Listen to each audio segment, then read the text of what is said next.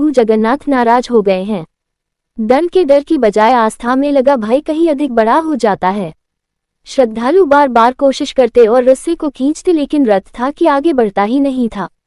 कहते हैं कि इसी बीच कोई बूढ़ा लाठी टेकता भीड़ के बीच से मुख्य रथ के सामने आ पहुंचा और उसने रस्से खींच रहे श्रद्धालुओं से कहा, मैं रथ को आगे बढ़ाने की कोशिश कर सकता हूं, बस मेरी बात मानिए। रस्से खींचने वालों ने एक बार उसके बूढ़े कमजोर शरीर को देखा, लेकिन उसकी आवाज में कोई जादू था जिसने सभी को उसकी बात मानने के लिए विवश कर दिया।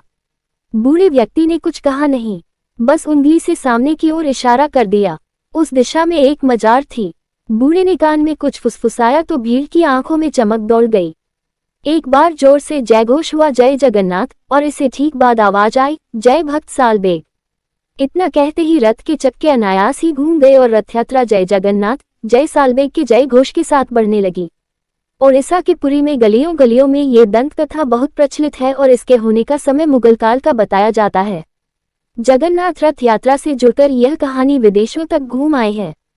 हर साल लाखों की संख्या में जगन्नाथ के भक्त पुरी पहुंचते हैं और इस दृश्य के साक्षी बनते हैं कि तकरीब 500 साल से एक हिंदू सनातनी परंपरा में कैसे एक मुस्लिम आस्था जुड़ गई है। हर साल सालबेग भगत की मजार पर रथ जरूर रुकता है। कौन है ये भगत सालबेग? सालबेग कैसे बना जगन्नाथ का भक्त?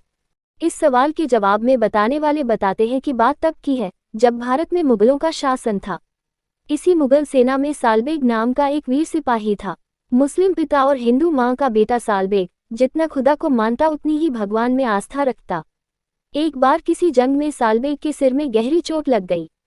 घायल हो जाने की वजह से वह अब सेना में नहीं था। बेटे की निराशा देख सालबेग की मां ने उससे कहा, तू जगन्नाथ प्रभु की शरण ले, और ऐसा कहकर मां ने प्रभु की महिमा की कई कथाएं सुनाई। ये कथाएं सुनकर सालबेग के मन में प्रभु दर्शन की इच्छा हुई।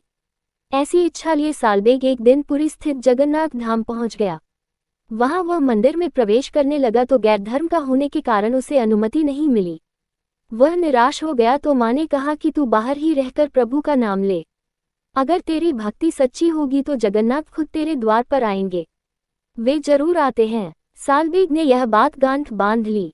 इस तरह रथ यात्रा के रास्ते में ही उसने एक मठिया बना ली और वहीं रहकर जय जगन्नाथ का भजन करने लगा। कहते हैं कि उसकी भक्ति देखकर जगन्नाथ प्रभु ने उसे सपने में दर्शन दिए और उसी दिन सालबेग इस दुनिया का नहीं रहा। कहते हैं कि जाते जाते सालबेग ने कहा, आप मेरे पास तो आए ही नहीं। तब जगन्नाथ स्वामी ने कहा, अब से मेरा रथ बिना तुम्हारे द्वार पर रुके आगे नहीं बढ़ेगा। ये सिलसिला आज तक जारी है। रथ यात्रा निकलती है और भक्त सालबेग की मजार पर विश्राम के बाद ही आगे बढ़ती है।